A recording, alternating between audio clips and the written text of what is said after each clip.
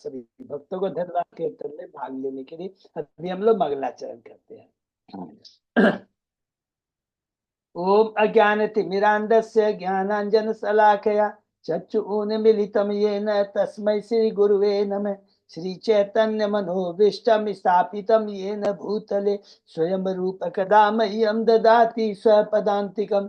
वन्देऽहं श्रीगुरु श्रीयुतपदकमलं श्रीगुरु वैष्णवांश्च श्रीरूपं साग्रजातं सहगण रघुनाथं वितं तं स्वजीवं स्वाद्वैतं सावधूतं परिजं सहितं कृष्ण चैतन्य देवं श्री राधा कृष्ण पादान सहगण ललिता श्री विशाखा वितांत च नम ओम विष्णु पादाय कृष्ण प्रेष्ठाय भूतले श्रीमते भक्ति वेदांत स्वामिन इति नामने। नमस्ते सारस्वती देवे गौरवाणी प्रचारिणे निर्विशेषा शून्यवादी पाश्चात्य देश तारिणे। वाञ्छा कल्पतरुभ्यस्य कृपा सिन्धुभ्येव च पतितानां पावनेभ्यो वैष्णवेभ्यो नमो नमः। नमो महावदान्याय कृष्ण प्रेम प्रदायते कृष्णाय कृष्ण चैतन्य नामने गौरत्विषे नमः। हे कृष्ण करुणा सिंधु दीन बंधु जगतपते गोपेश गोपिका कांत राधा कांत नमस्तुते। तप्त कांचन गौरांगी राधे बिंदाबनेश्वरी विषभानुसुते देवी प्रणमामि हरिप्रिये। नीलांचल निवासाय नित्याय परमात्मने बलभद्र सुभद्रायां जगन्नाथाय ते नमः। जय श्री कृष्ण चैतन्य प्रभु नित्यानंद श्री अद्वैत गदाधर श्रीवासादि गौर भक्त बिंद मुखम करोति वाचालम पंगुलंगे गिम यत्कृपातमहं वंदे श्री गुरु दीन तारिणम परमानंद माधवम श्री चैतन्य ईश्वरम। हरे कृष्ण कृष्ण कृष्ण हरे हरे हरे राम राम राम हरे। श्री श्री मंगलाचरण की जय, शिला प्रभुपाद की जय। हरे कृष्णा। आज के इस चेता चरितमृत चर्चा में सभी भक्तों का हार्दिक स्वागत है।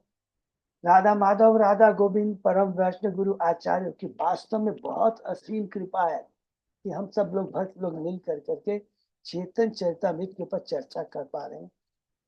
आदि लीला में है, पूर्ण तत्व के बारे में है। प्रथम 4 अध्याय है, चैतन्य तत्व के बारे में हमने पढ़ा।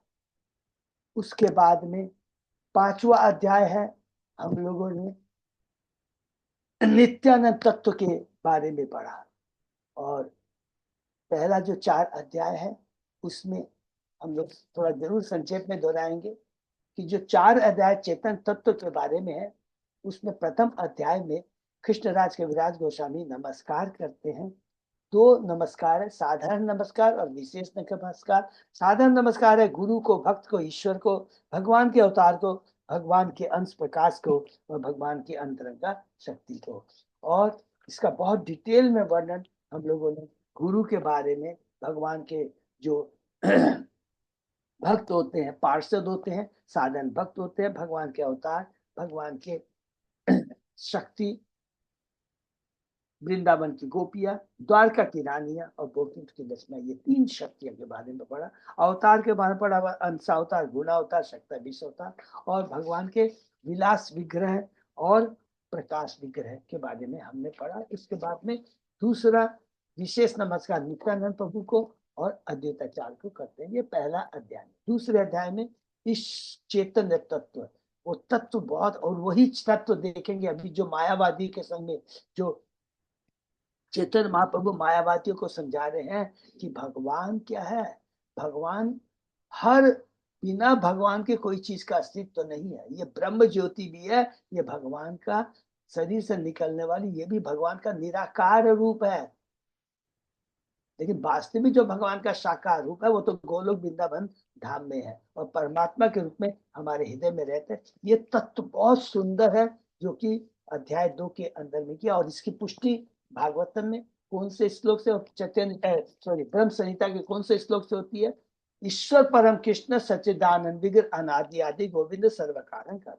और भागवतम में एकते चांस कला पुंस कृष्णस्तु भगवान स्वयं। ये दूसरा अध्याय। तीसरे अध्याय में भगवान के अवतार के 3 कारण पढ़े। पहला क्या है? कृष्ण प्रेम प्रदान करना चाहते। दूसरा कलयुग का धर्म नाम संकीर्तन है। और तीसरा अद्वैताचार्य की जो पुकार होती है उसको भगवान सुन करके आते हैं। चौथा अध्याय में चेतन बाबू के अवतार के अंतरंग कारण क्या है, राधा रानी की भक्ति कैसी है, नंबर 1, मेरी भक्ति मेरे में ऐसा क्या गुण है जिसके प्रति राधा रानी आकर्षित होती है, और तीसरा मेरी भक्ति करके, भगवान की भक्ति कर करके उसे क्या आनंद मिलता है, ये बहुत इंपॉर्टेंट है। तो राधा रानी के इस आचरण से क्या मिलता है कि हमारी भी भक्ति, अगर हमें भक्ति का पोषण करना है तो राधा रानी की कृपा के बिना नहीं हो सकता। 5वां अध्याय में शुरू होता है नित्यानंद तत्व के बारे में। श्लोक 7 से 11 हमने पढ़ा। तो नित्यानंद के बारे में क्या है पढ़ा है, नित्यानंद प्रभु बलराम, भगवान बलराम की द्वितीय शरीर है, पहला तो ये। दूसरा हमने पढ़ा ये भगवान श्री कृष्ण की सेवा करने के लिए कौन, नित्यानंद 5 रूपों में धारण करते हैं। प्रथम 4 है वो सृष्टि का काम करते हैं, और दूसरा वो अनंत शेष के रूप में उनकी निजी सेवा का दायित्व लेते हैं, आसन वासन। तो सृष्टि का कार्य है, कहाँ से शुरू किए थे हम लोग, महाशंकर से जो द्वितीय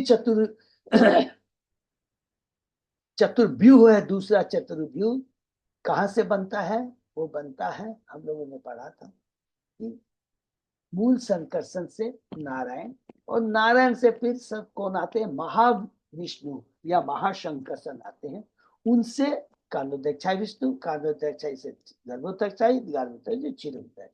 तो इसमें हमने क्या क्या पढ़ा, एक तो सृष्टि होती है और सारे अवतार कालोदक्षाई विष्णु और क्षीर विष्णु से आते हैं, ये हमने पूरा तत्व पढ़ा। और उसके बाद में हम लोगों ने अलग अलग कालोदक्षाई विष्णु, कालोदक्षाई विष्णु, गर्भोदक्षाई विष्णु, क्षीरोदक्षाई विष्णु, तो ये 5 श्लोक क्या हो गया। पहला श्लोक बताता है वो भगवान के श्री कृष्ण भगवान के द्वितीय शरीर है, पहला ये। दूसरा वो अपने को विस्तार करते हैं महाशंकर से, विष्णु, गर्भोदय छिद्रता विष्णु और अनंत। ये श्लोक नंबर हो गया 8, 7 और 1 8, और 9 10 11 श्लोक कालोदक्षाई विष्णु के बारे में, गर्भोदक्षाई विष्णु और क्षीरोदय। तो इस तरह ये 5 श्लोक का वर्णन नित्यानंद तत्व के बारे में हमने पढ़ा। तो नित्यानंद का तत्व बहुत ज्यादा इंपॉर्टेंट है, मान इसको बहुत समझना बहुत जरूरी है। उसके बाद में ये हो गया 11, उसके बाद में 12 और 13 2 श्लोक इसका वर्णन करते हैं। अध्याय 6 के अंदर में अद्वैताचार्य की महिमा। तो अद्वैताचार्य के बारे में हमने क्या पढ़ा, वही महाविष्णु, वही कानोदक्षाई विष्णु जो सृष्टि करते हैं, अब वो अवतार के रूप में आते हैं, हरि बोल। और वो स्वयं कृष्ण अवतार है, भक्त अवतार है, नंबर 1। ये पढ़ा कौन से श्लोक में, 12वें श्लोक। 13वें श्लोक में क्या पढ़ा, वो आचार्य हैं। आचार्य क्यों है, जो भक्ति का प्रचार कर। तो 12 और 13 श्लोक हो गए अद्वैताचार्य के बारे में। और इसमें विशेष हमने क्या पढ़ा कि उनका जो भाव है वो भक्त अवतार है, विष्णु तत्व है, लेकिन उनका भाव क्या है, भाव है दास्य भाव है, सेवा करने का भाव है, भगवान को नाम का प्रचार करने में मदद करना है। ये चीज हमने पढ़ा, दास्य भाव जो है इसे चैतन्य चैतन्य अद्वैताचार्य के बारे में पढ़ा। और लास्ट 6वें अध्याय में हम जब प्रवेश करते हैं, तो अध्याय 7 के अंदर में, सॉरी, तो उसके अंदर में लास्ट 14वां श्लोक जो रह गया मंगलाचरण का, वो किसके बारे में, पंचतत्व के बारे में। तो यहाँ पर तो हम लोग एक बार फिर से विशेष बहुत ध्यान देंगे।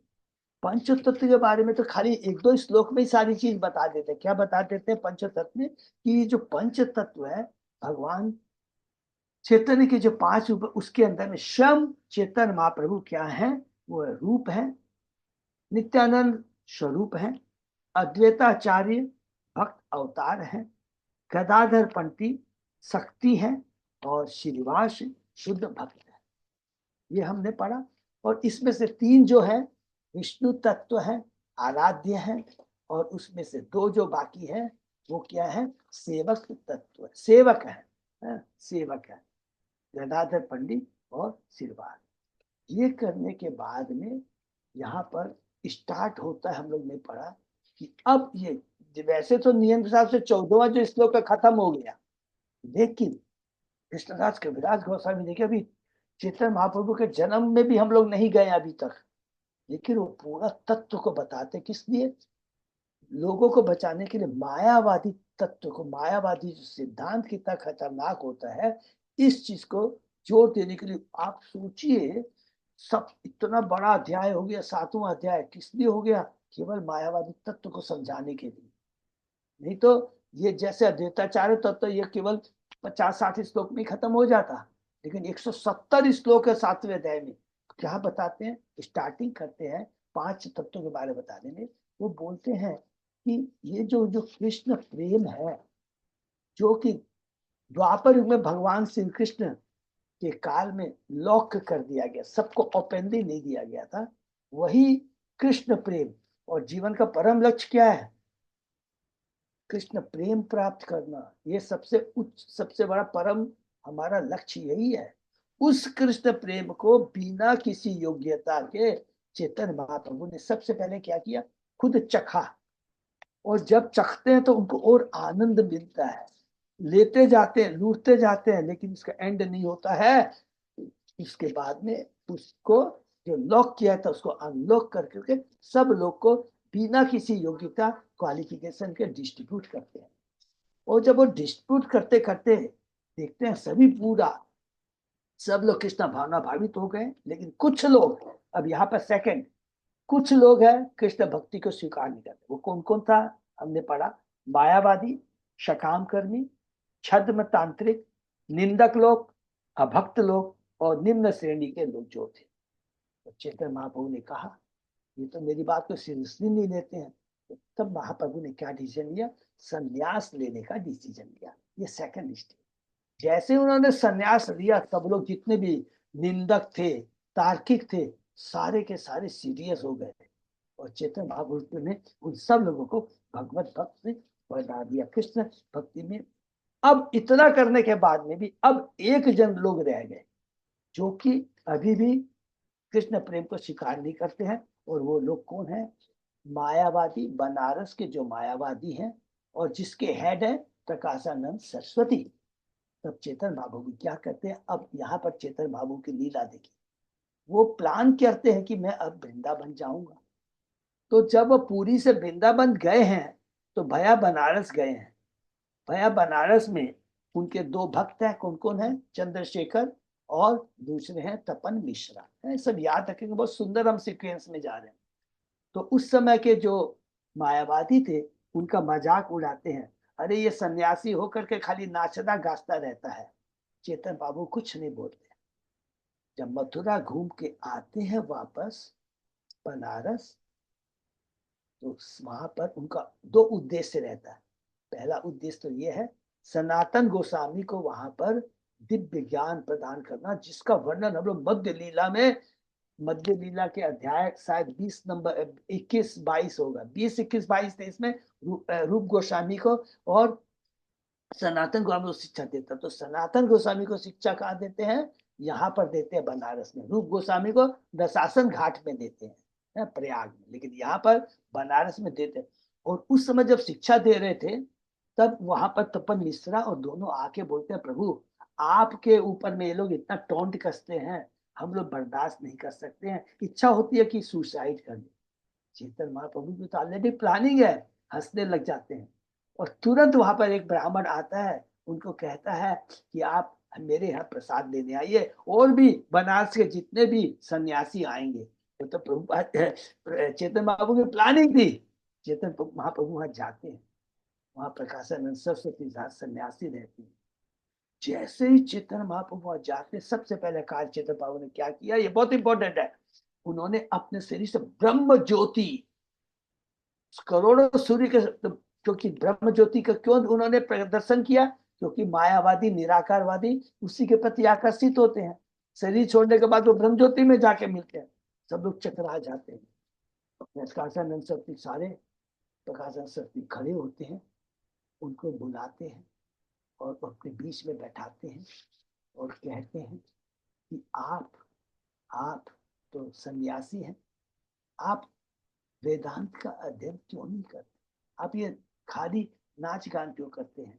तब वो बताते हैं, मेरे गुरु केशव भारती ने मुझे कहा है केवल हरे कृष्ण महामंत्र का मंत्र करना है। हरे कृष्ण महामंत्र भगवान की भक्ति से जुड़ने से भगवान की प्रेमा भक्ति की अपनी मूल प्रवृत्ति को विकसित कर सकता है। और भगवान की भक्ति एवं भगवत प्रेम ही पांचवा एवं सर्वोत्तम पुरुषार्थ है, जिसके सामने धर्म अर्थ काम मोक्ष मार्ग में पड़े तृण के समान है। उसके बाद कहते हैं कि जैसे जैसे हरि नाम मैं लेता रहता हूँ मैं पागल हो जाता हूँ। और मैंने अपने गुरु के पास में जाके कहा, हे गुरु, आपने ऐसा क्या मंत्र दिया जिसको पढ़ करके मैं पागल हो जाता हूँ। तब कहते हैं, गुरु मेरे कहते हैं, देखिए कितना सुंदर, गुरु के माध्यम से क्या बोलते हैं। गुरु ने मेरे कहा, हे पुत्र, तुमने भगवत प्रेम प्राप्त करके जीवन के परम लक्ष्य को प्राप्त कर लिया है। ये कहते हैं जीवन का परम लक्ष्य यही है, कृष्ण प्रेम प्राप्त करना। और तुम इसका नाम प्रचार और लोगों में करो। उसके बाद में बहुत डिटेल में हम लोगों ने पढ़ा कि भक्ति रसायन में सिंधु में हरि भक्ति सूत्रों में हरि नाम के बारे में बहुत सुंदर सुंदर बातें।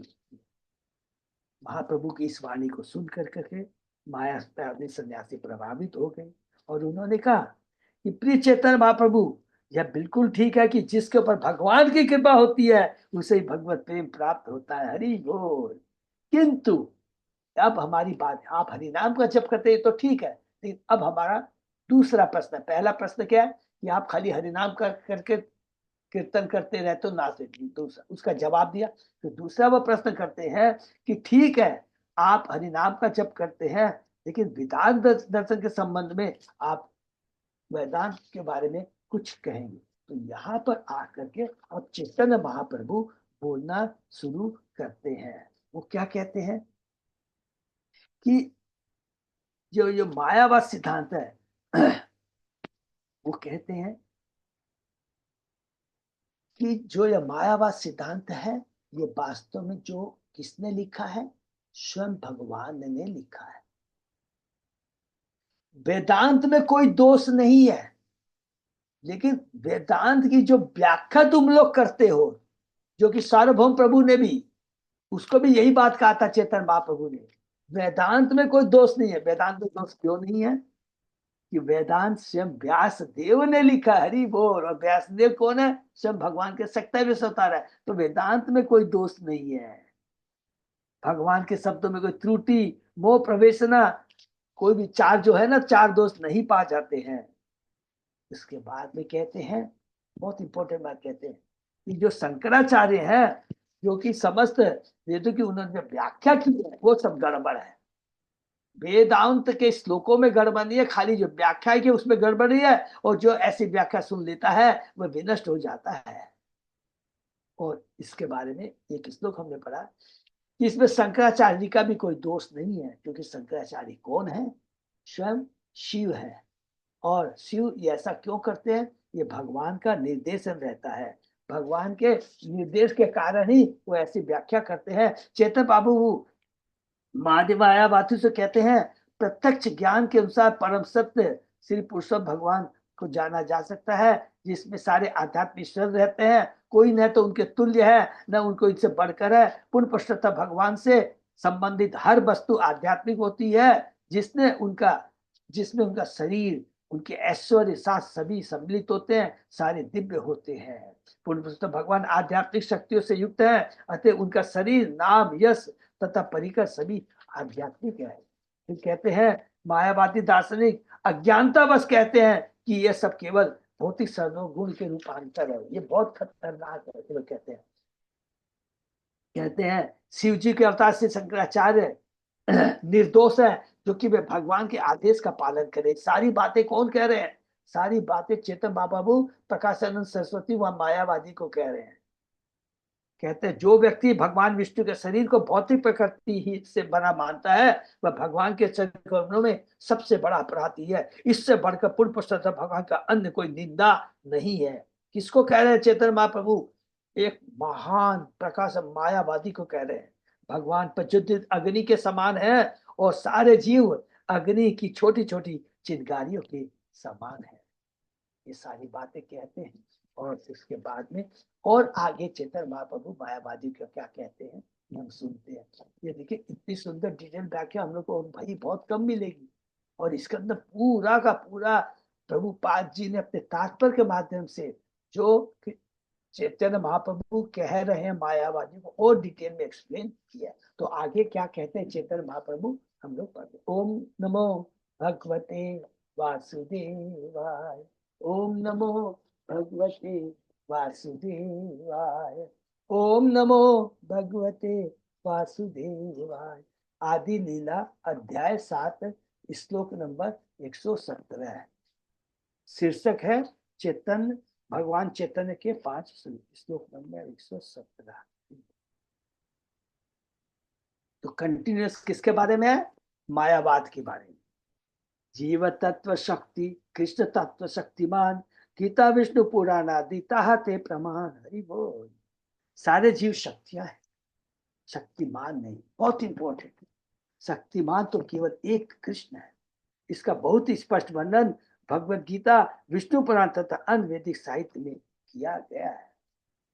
जैसे कि पहले बताया जा चुका है, आध्यात्मिक ज्ञान के प्रगति पथ पर 3 प्रस्थान होते हैं। न्याय प्रस्थान वेदांत दर्शन, श्रुति प्रस्थान उपनिषद एवं वेदियों तथा स्मृति प्रस्थान भगवत गीता महाभारत पुराण आदि, जिनसे ज्ञान प्राप्त किया जा सकता। दुर्भाग्यवश मायावादी दार्शनिकों को स्मृति प्रस्थान स्वीकार नहीं है। वैदिक माने उनको भगवत गीता महाभारत पुराण आदि स्वीकार नहीं है। वैदिक साक्ष्यों पर आधारित निष्कर्ष स्मृति कहलाते हैं। कभी कभी मायावादी दार्शनिक भगवत गीता पुराणों के प्रमाण को नहीं मानते। उसे अर्ध कुटिति अन्याय या आधी मुर्गी तक कहा जाता है। आदि लीला के 5वें अध्याय के 176 भी। यदि कोई वैदिक साहित्य में विश्वास करता है तो उसे महान आचार्यों द्वारा मान्य सारे वैदिक साहित्य को स्वीकार करना चाहिए। तो मायावादी दार्शनिक केवल न्याय प्रस्थान तथा श्रुति प्रस्थान को मान्य देते हैं और स्मृति प्रस्थान का बहिष्कार कर देते हैं। किंतु यहाँ पर श्री चैतन्य महाप्रभु गीता विष्णु पुराण इत्यादि से साक्ष्य देते हैं जो स्मृति प्रस्थान है। कोई भी व्यक्ति भगवत गीता तथा महाभारत एवं पुराणों जो वैदिक साहित्य की उक्ति में भगवान को नकार नहीं सकता। इसलिए चैतन्य बाबू भगवत गीता का श्लोक उद्धृत करते हैं। स्वयं चैतन्य महाप्रभु उद्धृत करते हैं कि ये स्मृति पुराण है, इसको आपने भगवत गीता हरि बोल महाभारत विष्णु पुराण को रिजेक्ट कैसे कर सकते? अपरेयम इत तु अन्याम प्रकृति विधि में पराम जीव भूता महाभावो यया इदम धार्यते जगत।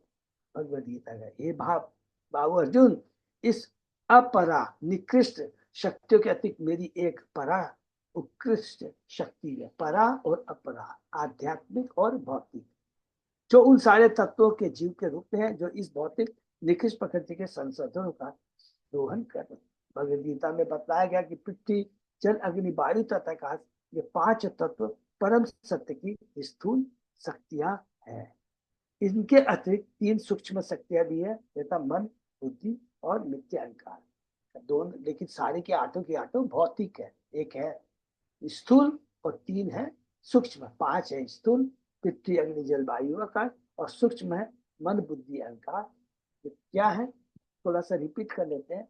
जब हम शरीर छोड़ते हैं तो ये शरीर तो जो 5 तत्वों से बना है वो उसी में मिल जाता है पृथ्वी में, और बाकी ये जो 3 है ये आत्मा के संग में जाते हैं।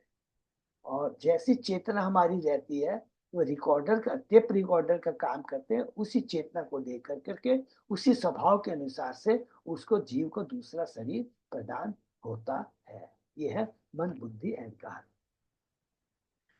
अर्थात इस घटनामय जगत के साथ अपनी पहचान। इस तरह सारा प्रकट विश्व 8 शक्तियों में बटा है और ये सभी अपरा निकृष्ट शक्तियां हैं। जैसे कि भगवद गीता में बताया गया है, मम माया दुरत। अपरा शक्ति माया, बहिरंग शक्ति माया इतनी प्रबल होती है कि यद्यपि जीव का इससे कोई संबंध नहीं है, किंतु इसकी प्रबल शक्ति से जीव अपनी वास्तविक स्थिति को भूल जाता है। हरि बोल। कि माया की इतनी प्रबल शक्ति होता है कि जीव अपनी वास्तविकता को भूल जाता है और इसी से अपनी पहचान करने लगता है कि मैं ही इस भौतिक जगत का हूँ। I am the proprietor, I am the controller, I am the enjoyer. Krishna स्पष्ट रूप से कहते हैं कि भौतिक शक्ति से परे एक उच्चतर शक्ति है जो जीव भूत कहलाती है, यह उच्चतर शक्ति, भौतिक शक्ति आकर के सारे भौतिक जगत के कार्यकलापों का संचालन करती है। परम कारण तो कृष्ण हरि बोल। जन्मांदस्य जगत जो विविध प्रकार से कार्य शक्तियों से उद्गम है। पुरुषोत्तम भगवान के पास अपरा तथा अपरा दोनों शक्तियां होती है। हरि बोल। अर्थात कृष्ण ही शक्तिमान है, बाकी सब शक्तियां हैं। कृष्ण ही सभी शक्तियों के, सभी चीजों के स्रोत है। पूर्ण पुरुषोत्तम भगवान के पास अपरा अपरा दोनों शक्तियां हैं। इनमें अंतर यही होता है कि पराशक्ति वास्तविक है, शाश्वत अंतरंगा शक्ति है, जबकि अपरा शक्ति इस उच्चतर शक्ति की प्रतिबिंब स्वरूप है। अर्थात ये भौतिक जगत जो भगवान की बहिरंगा शक्ति से प्रकट होता है, ये ओरिजिनल जो अंतरंगा शक्ति है, पराशक्ति है, भगवान का जो गोलोक धाम है, उसका रिफ्लेक्शन है, प्रतिबिंब है, जो कि क्या है, असत्य। असत्य का मतलब टेम्परेरी है, हा? मायावादी की तरह ऐसा नहीं कि ये है ही नहीं, है लेकिन टेम्परेरी है, इसलिए असत्य बोला जाता है। दर्पण या जल में पड़ने वाला सूर्य का प्रतिबिंब सूर्य जैसा प्रतीत होता है, किंतु सूर्य होता नहीं। देखिए कितना सुंदर, इसमें हम लोग थोड़ा सा भी दिमाग लगाएंगे तो कितना अच्छा लगे। ओरिजिनल सूर्य में ताप होता है, शक्ति होती है, वही सूर्य जल के अंदर में रिफ्लेक्ट होता है। तो जल के अंदर सूर्य होता है, क्या उसमें कोई ताप होता है क्या, कुछ होता है क्या? भौतिक जगत वैसा ही है, दिखता तो है ये सूर्य की तरह है, लेकिन इसमें कोई गुण नहीं है। ओरिजिनल जो सूर्य है उसमें ताप होती है, वो काम करता है। रिफ्लेक्शन वाले सूर्य में कुछ भी नहीं होता है। यही भौतिक जगत की स्थिति है। दर्पण या जल में पड़ने वाला सूर्य का प्रतिबिंब सूर्य जैसा प्रतीत होता है, किंतु सूर्य नहीं होता, उसमें कुछ भी नहीं होता। उसी प्रकार भौतिक जगत आध्यात्मिक जगत का प्रतिबिंब मात्र है। यह यथार्थ प्रतीत होते हुए भी यथार्थ होता नहीं, केवल क्षणिक प्रतिबिंब होता है। जबकि आध्यात्मिक जगत सच्ची वास्तविकता है। सूर्य रूपी आध्यात्मिक जगत सच्ची वास्तविकता है। यह भौतिक जगत अपने सूक्ष्म तथा स्थूल रूपों सहित आध्यात्मिक जगत का प्रतिबिंब मात्र होता है। जीव भौतिक शक्ति की उपज नहीं है, यह आध्यात्मिक भगवान की शाश्वत शक्ति है। ममेवान से जीवनों की जीव भूते सनातन। किंतु पदार्थ के संपर्क में आने से वह अपनी पहचान भूल जाता है। इस तरह जीव अपनी पहचान पदार्थ के साथ करता है और प्रौद्योगिक विशेषज्ञ, वैज्ञानिक, दार्शनिक आदि के वश में, आदि के विभिन्न भौतिक कार्यकलापों में उत्साह के साथ लग जाता है। सारे दार्शनिक, सारे वैज्ञानिक, सारे सब लग जाते हैं आविष्कार के खोज में। किस चीज के आविष्कार के? केवल भौतिक चीजों के बारे में। और जीव भी उसी में लग जाता है। उसे बिल्कुल पता नहीं रहता कि वह तनिक भी भौतिक उपज नहीं है। उसे मालूम नहीं है तो शाश्वत भगवान का सच्चिदानंद अंश है, अपितु नितांत आध्यात्मिक है। इस प्रकार अपनी वास्तविक पहचान खो देने से वह इस भौतिक जगत में कठिन संघर्ष करता है। पहला चीज, हरे कृष्ण आंदोलन अथवा कृष्ण आंदोलन उसकी मूल चेतना को जागृत करने का प्रयास कर रहा है। उसी शाश्वत जीव को जो भगवान का अंश है, कृष्ण भावना आंदोलन जो प्रभुपाद जी का है, उसकी रियल आइडेंटिटी को बताने का प्रयास कर रहा है, जो कि जीव भूल चुका है। गगनचुंबी इमारत बनाने में उसका कार्यकलाप उसकी बुद्धि का प्रमाण है, किंतु इस तरह की बुद्धि जरा भी उन्नत नहीं है। मनुष्य को जान लेना चाहिए कि उसकी वास्तविक चिंता इस भौतिक जगत से मुक्त होने में है, न कि इस भौतिक जगत में आके बड़ी बड़ी गगनचुंबी इमारतें बनवाया, ये किया हम लोगों ने, वो किया। हम सोचते हैं इसमें उन्नति है और इसको कहते हैं बुद्धिमानी है, किंतु नहीं। अरे इस भौतिक जगत से निकलना ही बुद्धिमानी है। और तुम तो यहाँ पे फंस कर करके इमारत बना रहे हो, नई नई हम खोजे कर रहे हैं, नए नए आविष्कार कर रहे हैं हमारे को भौतिक सुविधा प्रदान करने के लिए, किंतु इस तरह की बुद्धि जरा भी उन्नत नहीं है। मनुष्य को जान लेना चाहिए कि उसकी वास्तविक चिंता इस भौतिक जगत से मुक्त होने में है, क्योंकि यदि वह भौतिक कार्यकलापों में अपने मन को लगाता है तो उसे बारंबार भौतिक शरीर धारण करना होगा। और इस समय भले ही अपने आप को बुद्धिमान कहे, किंतु भौतिक चेतना में वह तनिक भी बुद्धिमान नहीं माना जाएगा। जब हम कृष्ण आंदोलन की बात करते हैं, जिसका उद्देश्य लोगों को बुद्धिमान बनाना है, जो बद्धजीव इसका गलत अर्थ लगाते हैं, बद्धजीव गलत अर्थ लगाते हैं कि आप जो कह रहे हो गलत है। वह देहात्म बुद्धि में इतना मग्न रहता है कि वह सोचता ही नहीं कि गगन जो इमारत बनाने, बड़ी बड़ी सड़कें तथा कार्य निर्माण करने अतिरिक्त भी बुद्धि पर आधारित अन्य कार्यकलाप हो सकते हैं। यह मायापित्त ज्ञान का अर्थात माया के प्रभाव के कारण बुद्धि गवा देने का प्रमाण है गीता के 7वें अध्याय के 15वें श्लोक में। मायापित्त ज्ञान वास्तविक रूप में मुक्त हो जाने पर वह भौतिक जगत से अपनी पहचान नहीं बनाता। मुक्ति का लक्षण ही यह है कि भौतिक कार्यकलापों में व्यर्थ में न लगाकर आध्यात्मिक कार्यों में लगा जाए। बार बार प्रभुपाद जी गीता में, भागवत में, चेतन चरित्र में अपने तात्पर्य के माध्यम से एक ही चीज कहते हैं, भौतिक चीज में कितना भी आगे बढ़ जाइए, भौतिक कार्य कर करके, सब कुछ कर करके स्वर्ग लोक तक चले जाइए, ब्रह्म लोक तक चले जाइए, लेकिन है तो भौतिक जगत, है टेम्परेरी, वापस आना पड़ेगा। सारा मनुष्य योनि जो दुर्लभ है वो सब बेकार हो जाएगी। तो इसको, इसी तरह के लोगों को हम कल गीता में पढ़ रहे थे, ऐसे लोगों को कृपण कहा जाता है, कृपण। और उनके सारे कार्य गर्हित कहलाते हैं, गर्हित। वो कार्य जो कि हमें भौतिक जगत में ही बार बार लाके पटकते हैं, वो सारे कार्य गर्हित हैं।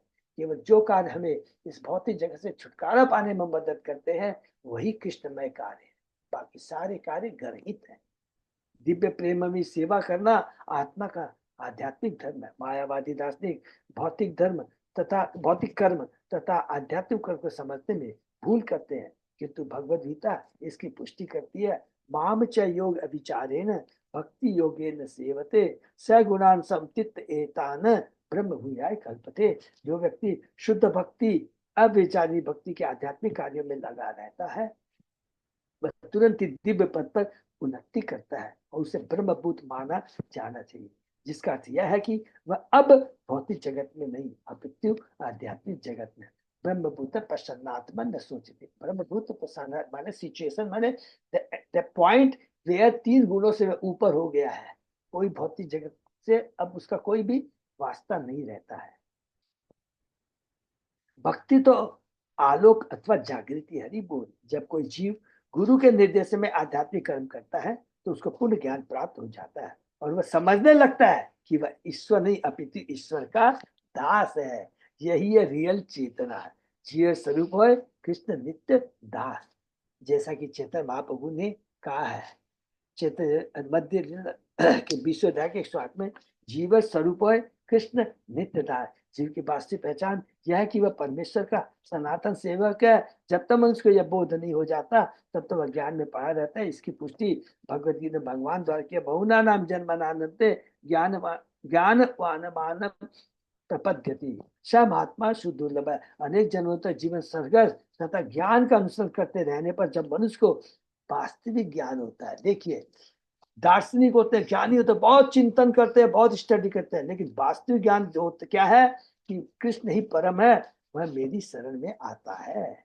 ऐसा उन्नत महात्मा अत्यंत दुर्लभ होता है। इस तरह मायावादी दार्शनिक ज्ञान में तो बहुत उन्नत लगते हैं, किंतु फिर भी वे पूर्ण नहीं होते। पूर्ण ज्ञान तो क्या है? कृष्ण का ज्ञान है। सिंपल ज्ञान का अंत कहाँ होता है? वेदांत ज्ञान का अंत कहाँ होता है? जहां ये समझ में आ जाता है कृष्ण ही सर्वोपरा है, अदरवाइज सारा ज्ञान अधूरा है। इसलिए उनके ज्ञान पूर्ण नहीं होते। पूर्णता प्राप्त करने के लिए उन्हें स्वेच्छा से कृष्ण की शरण ग्रहण करनी होगी। हरि बोल। देखिए इसको श्लोक के कितना सुंदर डिटेल में प्रभुपाद जी ने साथ में बता दिया कि जीव क्या भगवान की शक्ति है और शक्तिमान केवल एकमात्र कृष्ण है। विष्णु शक्ति परा प्रोक्ता चित्त ज्ञाख्या तथा परा अविद्या कर्म संज्ञान्या तृतीया शक्ति शक्ति। भगवान विष्णु की 3 प्रकार की शक्तियां होती है, क्योंकि तो सब जानते हैं। आध्यात्मिक शक्ति, जीव शक्ति तथा अज्ञान। आध्यात्मिक अंतरंगा शक्ति, जीव तटस्था शक्ति और अज्ञान माने बहिरंगा शक्ति। आध्यात्मिक शक्ति ज्ञान से परिपूर्ण है। जीव यद्यपि आध्यात्मिक शक्ति से संबंधित है किंतु वे मोहग्रस्त होने के पात्र है, इसलिए वो तटस्था शक्ति और तीसरी शक्ति जो अज्ञान से भरी है, जो कि सदैव सकाम कर्मों में दृष्टिगोचर होती है, ये भौतिक जगत, ये माया का जगत। ये विष्णु पुराण से लिया गया है, भगवत गीता से लिए गए पिछले श्लोक में यह स्थापित किया गया है कि जीवों का भगवान की शक्ति की श्रेणी में रखा जाता है।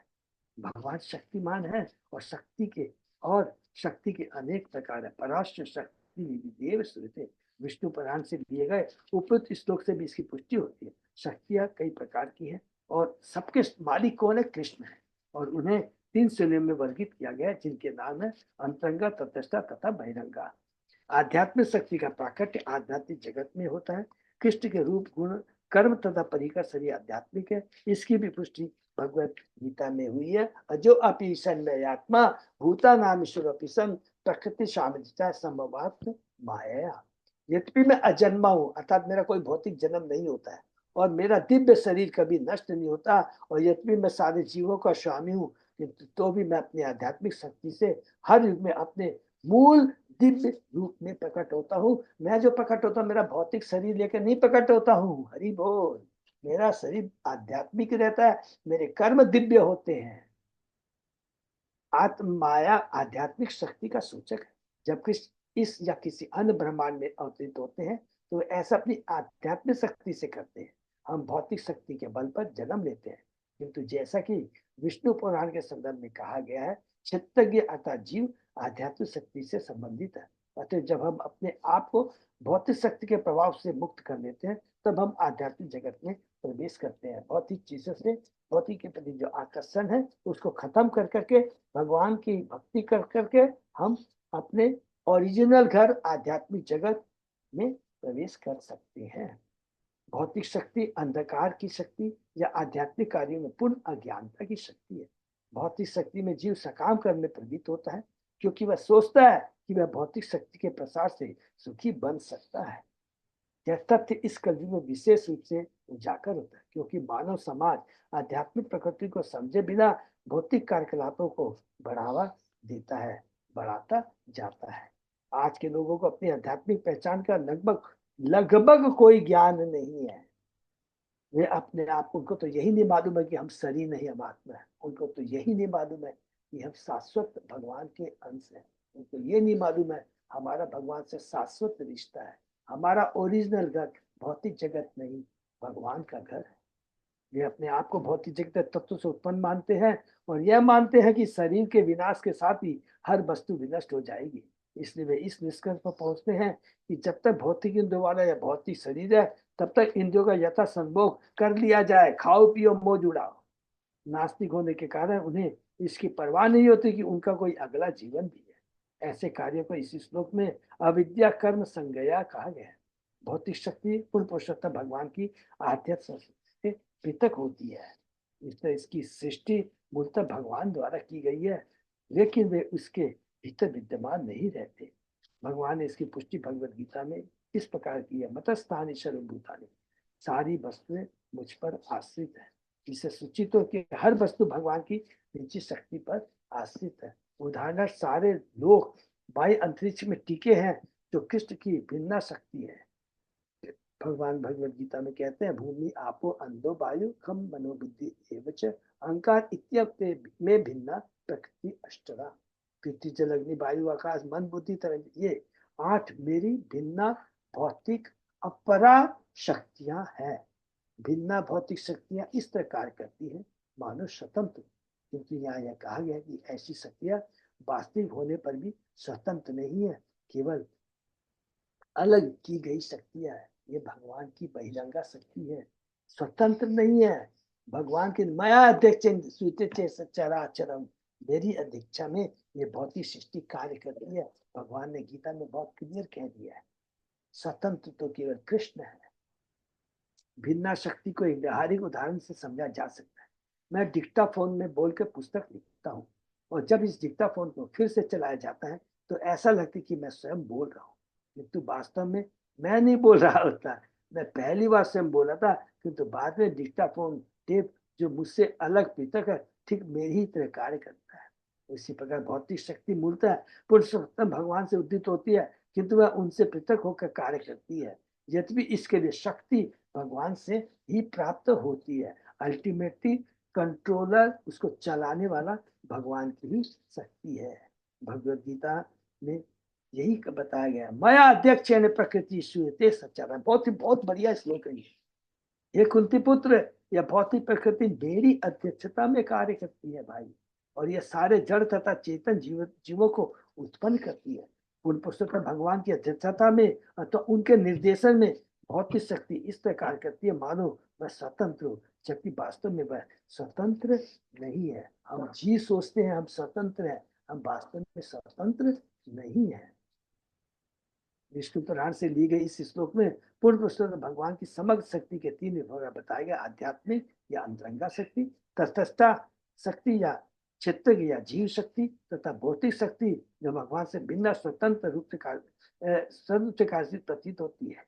जब प्रतीत होती है, याद है, स्वतंत्रता रूप से कार्य करने के लिए जैसी प्रतीत होती है, लेकिन वो स्वतंत्र नहीं है। जब श्री व्यासदेव ने ध्यान तथा आत्म साक्षात्कार द्वारा पुरुषोत्तम भगवान का दर्शन प्राप्त किया तो उन्होंने उनके पीछे भगवान की भिन्न शक्ति को भी खड़े देखा। अब पश्चित पुरुषम पूर्ण मायाम च तत् आश्रय। व्यासदेव ने यह भी अनुभव किया कि जीव के ज्ञान को आच्छादित करने वाली यही भिन्न शक्ति या भौतिक शक्ति है। यया सममोहितो जीव आत्मानम त्रिगुणात्मकम।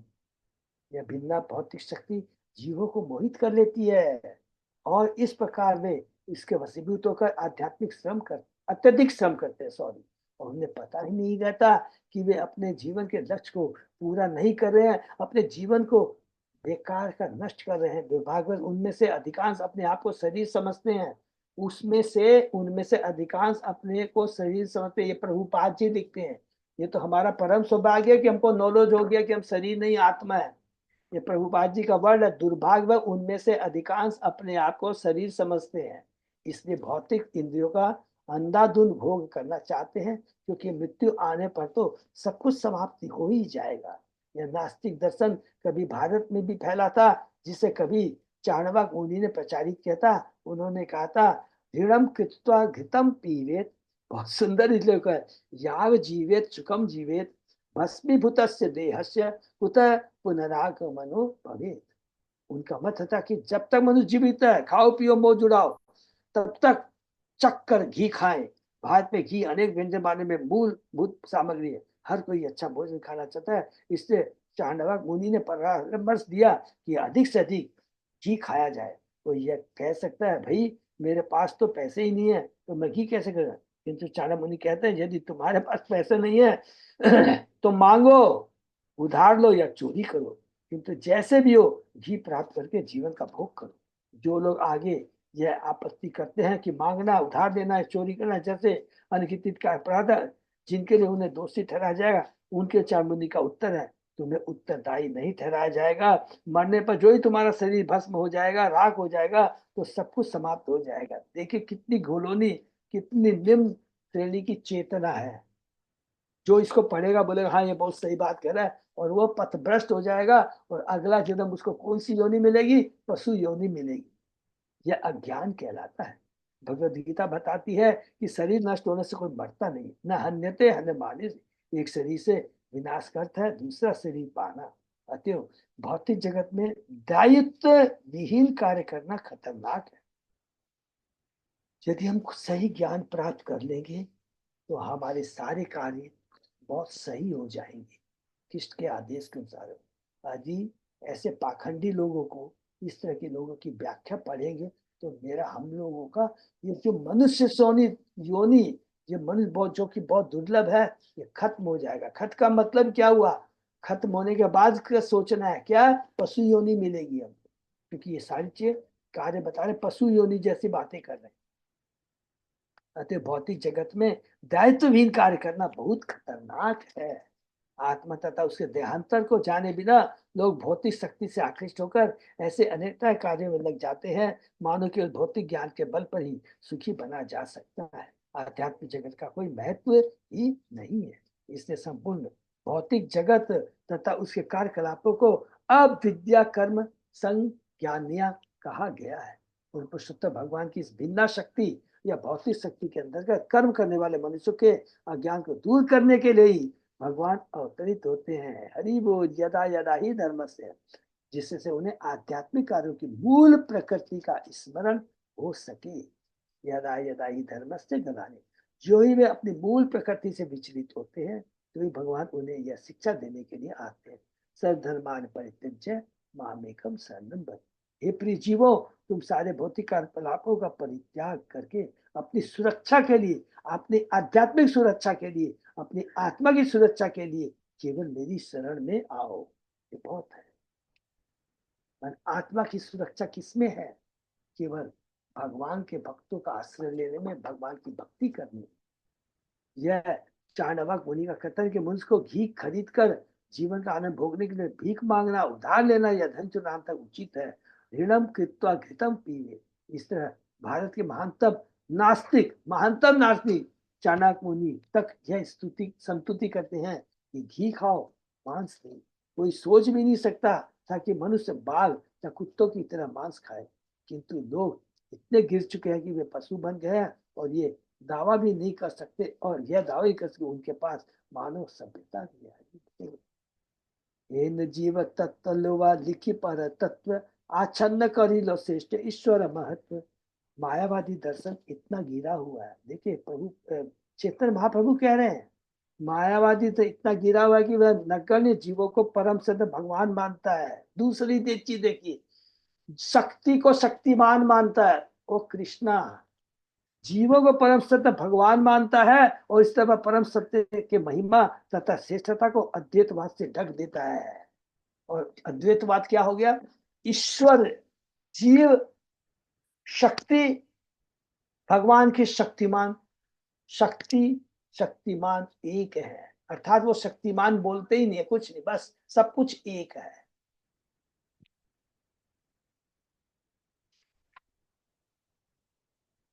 जैसे वो लोग बोलते हैं ना, कैसा कैसा डायलॉग देते हैं।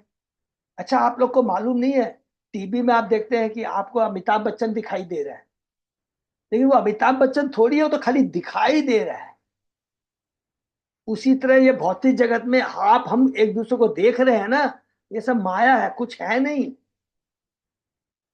और जब ये जो दिखाई दे रहा है, ये जब दिखाई देना बंद हो जाएगा, अर्थात हम जगत, भौतिक जगत को छोड़ के चले जाएंगे, तो वो भी जाकर के उसी अदृश्य निराकार में मिल जाएगा, उसी में विलीन हो जाएगा। कितनी घलोनी इनकी थ्योरी है। इस संदर्भ में श्री भक्ति विनोद ठाकुर की टीका है कि सारे वैदिक शास्त्रों में जीव तत्व को भगवान की शक्तियों में से एक बताया गया है। यदि कोई जीव को परम पूर्ण के सूक्ष्म स्फुरण के रूप में स्वीकार नहीं करता, लेकिन जीव तत्व की क्षमता परम ब्रह्म या पूर्ण पुस्तक भगवान से करता है, तो यह समझना चाहिए सारा दर्शन अज्ञान पर आधारित है, जो समझता है कि जीव और भगवान में कोई अंतर नहीं है। दुर्भाग्यवश श्रीपाद शंकराचार्य ने जानबूझकर जीव तत्व को परमेश्वर के तुल्य घोषित किया है। ये स्वयं भगवान ने शिव भगवान को इंस्ट्रक्शन दिया था कि तुम शंकराचार्य के रूप में प्रकट हो और जितने भी नास्तिक लोग हैं उनकी बुद्धि को विनष्ट कर दो। अतः उनका पूर्ण दर्शन भ्रम पर आधारित है और यह उन लोगों को नास्तिक बनाने में सहायक होता है जिसका जीवन लक्ष्य अधूरा रह गया हो। किंतु जैसे ही भगवद गीता में वर्णन, मानव जीवन का लक्ष्य परम भगवान की शरण में जाकर उनका भक्त बनना है। किंतु मायावादी दर्शन मनुष्य को पूर्ण पुस्तक भगवान के अस्तित्व को नकार कर अपने आप को भगवान मानने के लिए प्रेरित करके उसे पथ भ्रष्ट करता है। इस तरह इसने लाखों अबोध मनुष्यों को पथ भ्रष्ट किया है। ये प्रभुपाद जी तात्पर्य में बता रहे हैं कि मायावादी सिद्धांत। प्रभुपाद जी तो कहीं कहीं लिखता है कि अच्छे अच्छे जो भक्त भी होते हैं ना, अगर उनको कंटिन्यू मायावादी के संरक्षण के अंदर रख दिया जाए या उनका एसोसिएशन दे दिया जाए, वो भी भ्रमित हो जाएंगे। इतनी डेंजरस व्याख्या मायावादियों की है। वेदांत ने व्यासदेव ने वेदांत सूत्र में बतलाया है कि पूर्ण पुरुषोत्तम भगवान शक्तिमान है और प्रत्येक भौतिक आध्यात्मिक वस्तु उनकी शक्ति से ही प्रकट होती है। हरि बोल। भगवान या परम ब्रह्म ही हर वस्तु के मूल या उद्गतम स्रोत है। जन्मांतरश्च और अन्य सारे भगवान सारे जगत भगवान की विभिन्न शक्तियों से प्राकट्य होते हैं। इसकी पुष्टि विष्णु पुराण द्वारा ही होती है। एक देश स्थित त्यागने ज्योत्सना वित्त तारिणी यथा परस्य ब्रह्मण शक्ति तथ इदम अखिलम जगत। इस जगत में हमें जो कुछ भी दिखता है वह पूर्ण पुरुषोत्तम भगवान की विभिन्न शक्तियों का विस्तार मात्र है, जो उस अग्नि के समान है जो एक स्थान पर के रहने पर भी दूर दूर तक प्रकाश फैलाती है। यह एक जीवंत उदाहरण है। उसी प्रकार यह कहा गया है कि जिस तरह सूर्य की शक्ति यानी सूर्य प्रकाश में जगत की सारी वस्तुएं विद्यमान है, उसी तरह हर वस्तु पूर्ण पुस्तक भगवान की आध्यात्मिक तथा भौतिक शक्तियों के कारण विद्यमान है। अर्थात जो कुछ भी है भगवान की शक्तियों का ही प्राकट्य है। अतः यद्यपि कृष्ण अपने धाम में रहते हैं, गोलोक एवं निवसत्य खिलात्म भूत है, जहाँ वे गोपों तथा गोपियों के साथ अपनी दिव्य लीलाओं का आनंद लेते हैं, फिर भी वे सर्वत्र यहाँ तक कि ब्रह्मांड के कण कण में विद्यमान रहते हैं। अंडानस्थ परमाणु चयांत स्थलम, इस परमाणु चयांत स्तंभ, यह वैदिक साहित्य का नियम है। दुर्भाग्यवश मायावादी दर्शन ने यह दावा करके कि जीव ईश्वर है, लोगों को पथभ्रष्ट करते हुए सारे विश्व में उत्पात मचा रखा है, और प्राय हर व्यक्ति इसके फलस्वरूप ईश्वर भी बन चुका है। इस तरह मायावादी दार्शनिकों ने परमेश्वर के यश को मलान करके, कलुषित कर करके, मलिन कर करके मानव समाज का सबसे बड़ा अहित किया है। अर्थात उनके जो मनुष्य का जो योनि है, जो बहुत दुर्लभ आत्म साक्षात्कार करने के लिए है, उसको नष्ट कर दिया है। मायावादी ने इन्हीं अत्यंत गर्हित कार्यों की प्रतिक्रिया स्वरूप चेतन महाप्रभु ने हरे कृष्ण महामंत्र का सूत्रपात किया। हरे कृष्ण हरे नाम हरे नाम केवलम कलौ नास्तेव नास्तेव गतिर अन्यथा। इस कलह तथा दम के युग में मुक्ति का एकमात्र साधन भगवान के पवित्र नाम का कीर्तन करना है। इसके अलावा दूसरा कोई रास्ता नहीं है, दूसरा कोई रास्ता नहीं है, दूसरा कोई रास्ता नहीं है।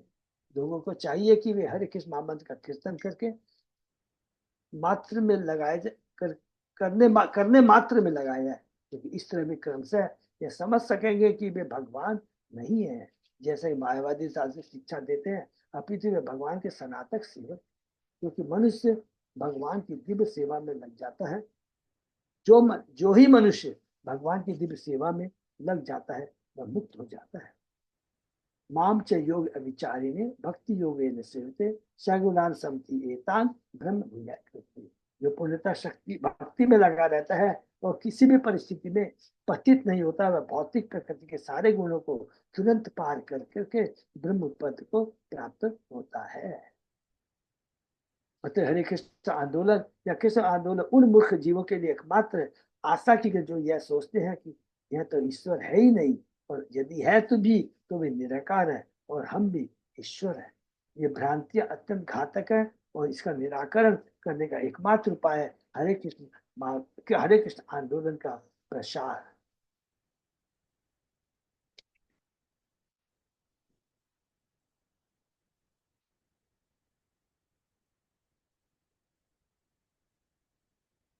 अच्युत अजय दास प्रभु। हाँ प्रभु जी, यही विराम देना होगा इस बहुत हाँ, बार। ये विराम देना पड़ेगा, बहुत ये है। और पूरा प्रभुपाद जी इतना माने, देखिए जितने भी श्रुति स्मृति पुराण उपनिषद जो कुछ भी है, सब एक ही बात बोलते हैं, सीधा याद रखना है। वो क्या है? कृष्ण भगवान है, शक्तिमान है, और सारी उनकी शक्तियां हैं।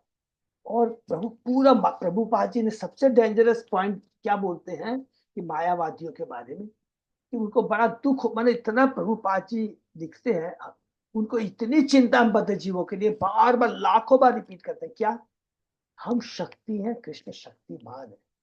शक्ति कभी शक्तिमान के बराबर नहीं हो सकता। जबकि मायावादी क्या कहते हैं? तुम भी ईश्वर हो, ये कुत्ता भी ईश्वर है, ये बिल्ली भी ईश्वर है, सब कुछ ईश्वर है।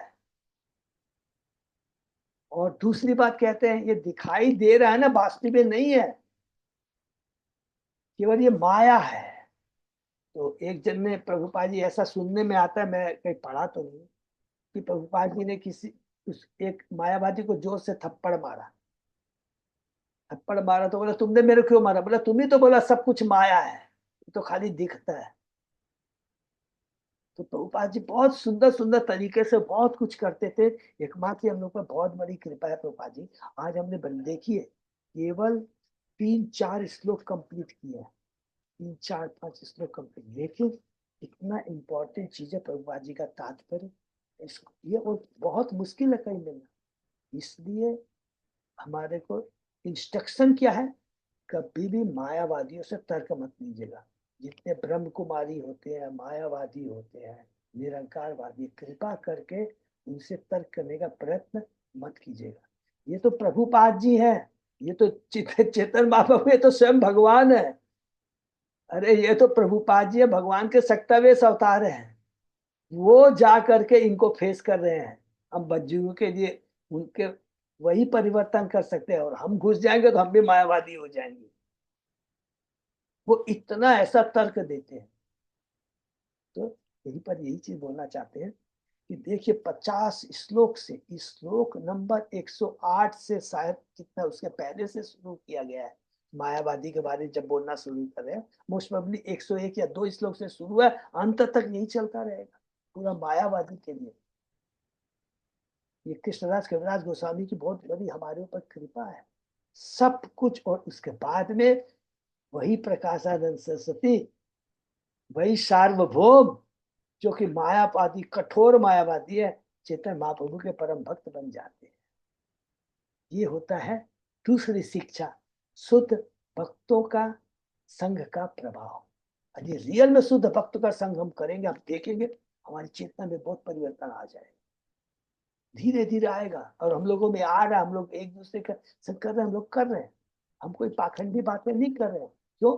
जो प्रभुपाद जी ने कह दिया उसी को हम पढ़ रहे हैं और अपने जीवन में उतारने का प्रयत्न कर रहे हैं। सब एक दूसरे से मिलकर एक दूसरे को जीवन में उतारने का ये हमें मदद करेंगे।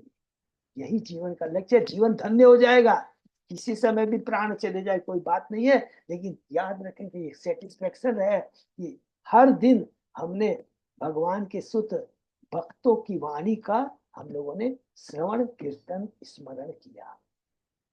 प्रभुपाद जी कहते हैं कि मैंने अपनी बुक्स में जो कुछ लिख दिया, बहुत ध्यान से सुनेंगे, मैंने अपने बुक्स में जो चीज लिख दिया है, जो तात्पर्य लिख दिया है, वो भगवत धाम जाने के लिए काफी है और कुछ दरकार नहीं।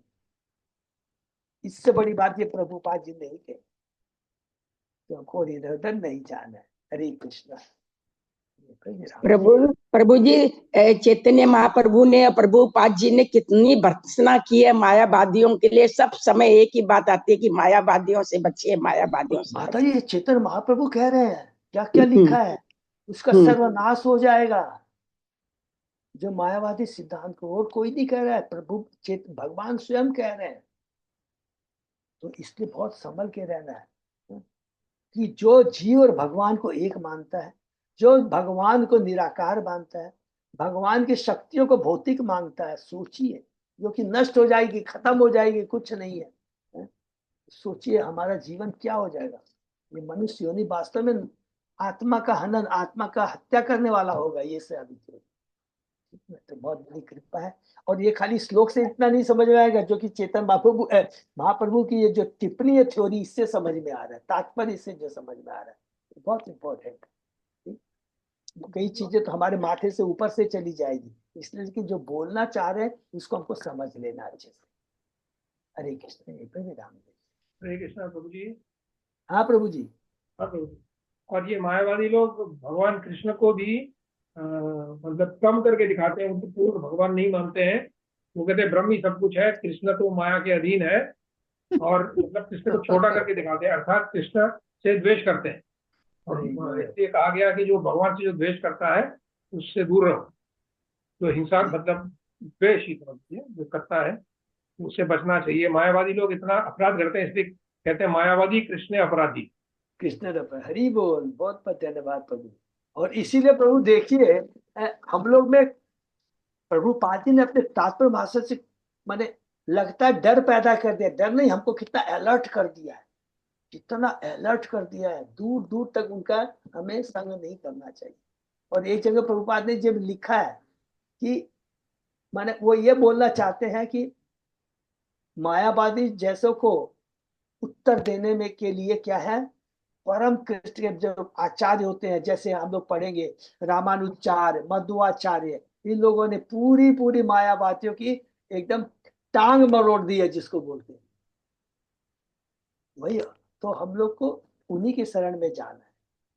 तो बहुत बहुत धन्यवाद मोहनदास प्रभु, बहुत अच्छा बताया। ठीक है, तो यही पर हम लोग विराम देते हैं। Thank you so much. और अच्युत अजय दास प्रभु, आप परसों गीता जयंती है, एकदम हाँ बगल में आ गया। सब लोग को प्लीज प्लीज प्लीज पर उस दिन हमें चेष्टा करना है गीता का। वैसे तो लंबा चलेगा, कितना, लास्ट जनवरी तक है प्रभु, हाँ, जन्म की तैयारी। लेकिन गीता जयंती तक में हम लोग का एक स्कोर थोड़ा मिल जाए, उसके बाद तो वो एक्स्ट्रा होगा, बोनस होगा वो। तो प्लीज देने का प्रयत्न करेंगे सब लोग, ठीक है ना। आज कल में पोस्ट कर देंगे। हरे कृष्णा। क्योंकि मैं क्यों बोल रहा हूँ ना, उस दिन गीता उठा दूंगा गीता जयंती के दिन। हम्म। हाँ, उठा कर करके जहां जा देना। यदि जिसको देखिए, इसमें भी कोई क्लियर है ना, कोई कंफ्यूजन नहीं हो। जो खुद डिस्ट्रीब्यूट करना चाहता है खुद डिस्ट्रीब्यूट करे। कोई हम लोग को गंगा सार भेजना चाहता है, आपने ऊपर निर्भर है। यदि हम सोचते हैं हम 100% खुद ही डिस्ट्रीब्यूट कर लेंगे, तो देने की तरफ कुछ नहीं है, क्योंकि हम भी नहीं करेंगे।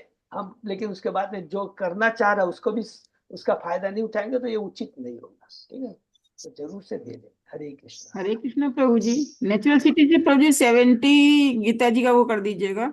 और हरि बोल, हाँ हरि प्रभु जी। बोल, हरि बोल। और प्रभु जी 10 हिंदी और 5 बंगाली मेरे को दे दीजिएगा, उसमें से बाकी आप गंगा सागर भिजवा दीजिए।